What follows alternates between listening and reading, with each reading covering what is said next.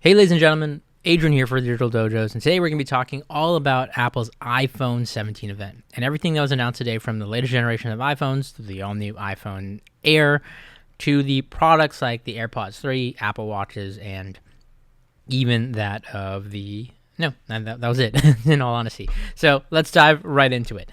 First and foremost, the first product that they announced and came out with was the AirPods Pro 3. This is an update to the already popular, very well-known AirPods Pro lineup. This is their third generation. In my opinion, one of my favorite Apple products, by the way, in recent years, the AirPods lineup. I'd say AirPods and AirPods Pro are just a huge hit. AirPod Max is great. I own a pair, but I think what they've done with that line is just kind of overpriced for what it is. Still solid for over-the-ear headphones with the Apple Touch, but nothing, I think, quite works and is as synonymous in terms of ease of use as the AirPods are.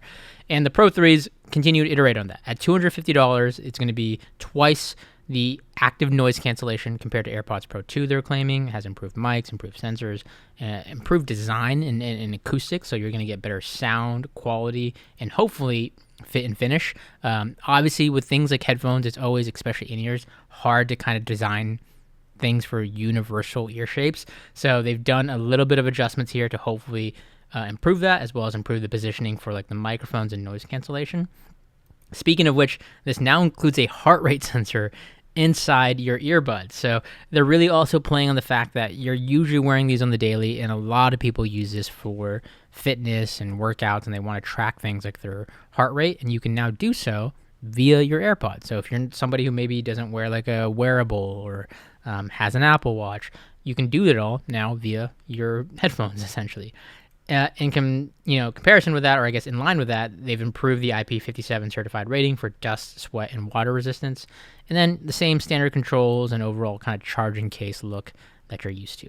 So all in all, this is a standard product a lot of people know about. If you're a fan of AirPods Pro, I think the Pro 3 are going to be even that much better, and something that's worth upgrading to.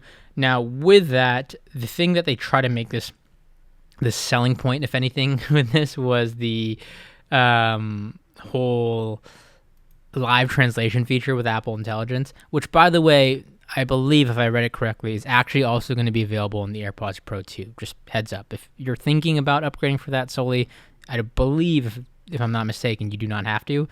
That said, is this a reason you should get the AirPods Pro 3? In my opinion, no. It's a nice to have. It's cool to have. It's their whole way to kind of integrate AI into this, where you can have people talk and it can translate back in your ear, or you can show it on your iPhone. This is nothing new. A lot of different things have this. Apps do this already, and this exists as is. You can download apps in the App Store. They have a feature where you can listen or talk to somebody who has AirPods in, and you can have a conversation back and forth, which I guess is cool in some practical situations, but otherwise you're just sitting there with your headphones on talking to each other. Nonetheless, I am going to be picking up a pair AirPods Pro 3. Next up was the Apple Watch lineup. So to continue that talk about their wearables, they upgraded the whole lineup when it came to the Apple Watch. You have the all-new Series 11, which is kind of just your new standard generation of Apple Watches here at $399. This is kind of your standard middle-of-the-ground Apple Watch. If you're getting an Apple Watch and you want something that doesn't have all the bells and whistles, you're not a huge fan of like the Ultra 3's design, then the Series 11 is for you. If you're somebody who wants to get something more on a budget, but at the same time good value, the $250 SE3 was also announced today. And then you have at the highest end, whether it's luxury or just all the tracking, bells and whistles, Ultra 3. This is for the person who knows exactly what they want out of their wearable. This is somebody who relies on this daily and maybe uses for like sporting events or fitness tracking and the whole nine. Somebody's very active. Then yeah, this is going to be for you. Now, that said, what's some of the new features that come in these new Apple Watches? The baseline watch is going to have better screen resistance, better screen scratch resistance on the glass. You have the ability now to get notifications with the hypertension alerts, which is nice. Again, however, this is something that, if I'm not mistaken, is also going to be available on your Series 10, so you don't quite have to upgrade for those things. You have improved, you have the live translation via text. You have 24-hour battery life. They have this whole workout buddy thing that's like Apple Intelligence tied. It's even thinner, comes in a new gray finish. You get the sleep score, which is the thing that a lot of people have been wanting if you have wearables like the Oura Ring or what have you. But again, this is also something that's not limited to the Series 11. I think even current generation Apple Watches are going to get this because it already does sleep tracking. It just now associates a score to it. And if you're somebody like myself who loves like the gamification of things, it's a cool way to kind of track, health and fitness. And look, that's really what Apple did here. They didn't go anything crazy across the board with these Apple Watches. If anything, they just really kind of improved on the end user experience and getting more data and more metrics available to you across the board here. Now, when it came to the Ultra 3, it does physically have a bigger screen presence, even more so than the Ultra 2 already. And the big thing here is touting that 42-hour battery life, which I'd argue if you're somebody who's getting the Ultra 3, battery life is probably going to be your biggest selling point. The more battery life you can get for something like this that you rely on for tracking or GPS or what have you, the better. Because at the end of the day, the less you have to charge this, the more you can use it, the better it serves you as a tool at the end of the day. It's why analog watches are very popular in that nature. It does now have satellite communications where it doesn't need to rely on a phone. So as long as your Apple Watch Ultra 3 has line of sight with like a satellite, it can still get you signal and cellular connection, so it can better track you and do things like GPS tracking for certain emergencies. And again, that's usually what Apple really plays on here with their whole watch lineup. It really is that kind of, I know they literally tout it as like a life-saving device, but across the line, it really is about the health, the fitness, the alerting, and tracking that has made this such a popular product across the board. And now you have upgrades across the board. Now, with that leads us into, of course, the other lineup that was announced today, and the most popular by far, of course, for these events, the iPhones. The iPhones came out, and this year we have a new addition to the lineup. Traditionally, you're used to having the baseline iPhone and then the Pro line, of which in there you have like your Pro and Pro Max, so you have the bigger screen options. But now effectively you have a third option with the iPhone Air. But let's start here with the iPhone 17. This is now the new base model, the new quote-unquote entry-level new next generation. If you are somebody who hasn't upgraded in a while, if you're somebody who's just looking to get a new iPhone, the 17 is going to be the latest, greatest model, starting at $800. You then have now the Air starting at the $1,000 price point, which previously the Pro started, and that is now baseline $1,100. Now, I believe they also upgrade storage across these, but effectively, this is the first time in a while that the Pro got a price bump, and you now have this weird in-between middle child option, which we'll talk about. But to understand that, you have to look at the first baseline iPhone 17. $800, like I said, for the baseline model. You have these 5 new colors: lavender, sage, mist blue, white, black, kind of this chromatic feel. You get these in either 256 or 512. So if I pick a color here, you can pick your storage size. And then notably, you go through all the things, but you'll notice here, this is just the iPhone 17. This is just the standard model, no options to get like different screen sizes. This is just your baseline iPhone price. And in terms of like your overall tech specs, it's pretty much standard. This is a 120 hertz screen. The whole big thing and a lot of the focus this iPhone 17 event was around center stage and the improved 18 megapixel front-facing selfie camera. I think finally they've given a lot of love to the front-facing camera. They always talk about all the improvements to the rear camera, but at the end of the day, a lot of people, and they talk about this, take a lot of selfies and, front-facing photos and videos for social media and whatnot, and now they've improved it with the ability to kind of take what effectively is like taking landscape photos and essentially saying for like a lot of people who want the best quality, they have to take their photos like this essentially, or like take it like this, or in landscape. It's more comfortable to hold these kind of, portrait style photos, but improve the depth and the range and all that and the quality you get in these front facing cameras. But that's going to be across the board. The iPhone 17 features the 48 megapixel rear cameras. Again, you get the dual cameras here. And yeah, again, this is the new standard iPhone powered by the A19 chip, so the latest chip.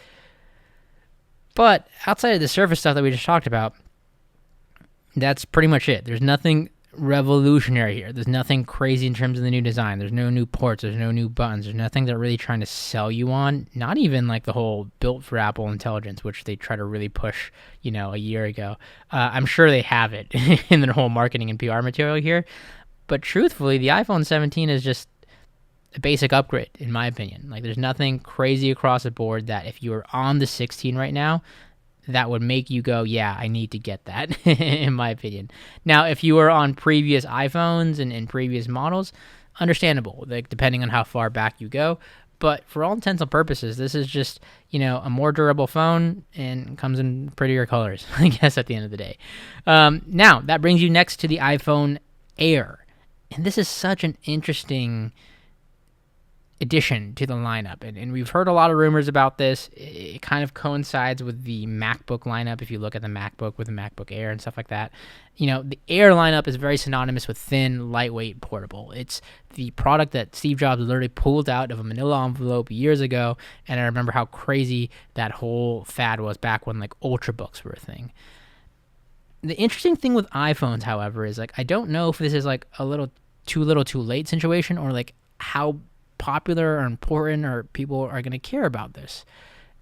iPhones and phones in general have gone through this interesting iteration, right? We've had all these different phone types over the years, right? If I kind of flip to my overhead here, where we've had these smaller form factor phones back in the day, and even from back in like the 3G and 4 era to these SEs and these like different kind of designs in terms of like the rounded curved edges versus like these kind of flat edges, to the things that obviously we're known for nowadays with these current gen models, where this is very synonymous and has been the standard kind of design language for the most part year over year, with a couple of additions and bits and bobs and buttons here. But if anything has really changed, it's the internals, it's the cameras, and they've kind of gotten there's these moderate iterations across time. Here, however, we're looking at them really slimming it down while trying to still focus on performance. The iPhone Air is ridiculously thin, no question about it. It looks sleek, it looks good, in my opinion. If you kind of look at the side-by-sides just to really get a frame of reference, obviously I don't have one in person, but like it is crazy thin at the 5.5 millimeters in comparison to like a 16 Pro Max, which is what I rock right now, at 8.25 millimeters. Now, what are you going to compromise with there? Obviously, with size, you're going to slim down. You're going to have less room for a bigger battery. And pretty much the internals of this phone is just all battery and singular fusion camera here. So it's a very simplistic design, but I can see how it appeals to a lot of people. Again, it's focusing on the center stage camera. It's focusing on its A19 Pro chip, which this is going to feature. So this, in theory, has the same chip that your iPhone 17 Pro would have. Which again, and now that leads me back to the Pro line, that also came out, and this was an all-new design, which I'm still letting grow on me. This color, by the way, not a big fan of the whole cosmic orange. They dropped the whole space gray in favor of this year, which is a really interesting choice. I traditionally go with the Pro lineups. I've traditionally, over the last 4 or 5 years, have gone with the Pro, if not Pro Max lineup in particular, and probably this year will be no exception. I'll probably go for like the Pro Max in blue here. But that being said, this design, it looks like Apple wireless charger matched with an iPhone, matched with a Pixel. But nonetheless, like I don't love it. I don't hate it. It is what it is, sort of deal. And iterating off of this, I guess this is like the next step of that for the time being. You kind of have these huge. You had a small camera bump. Now you have this unified large camera bump. So we'll see, but. With the Pro, you get the A19 Pro chip. You get this new active like thermal cooling. You get the improved lenses, and you can now go up to like 200 millimeters, I think, on the zoom. As always, the Pros have like the best camera, the best quality, and things of that nature. But really, outside of that, and its new design, again, nothing that necessarily screams like you need to go and upgrade for a lot of people, which ultimately leads me to this situation. This is a good chart that kind of just, puts everything into perspective, at least at a list perspective and technical specs. Across the current lineup, as it stands right now, you have the same screens, these OLED Pro Motion displays across all the phones now. They're all OLED. They're varying sizes, obviously. You have 120 hertz across all the phones, regardless if it's standard, Air, Pro. You get different colors, but they're all ceramic shields across the front and back, if I'm not mistaken, on all phones. Yeah, pretty much.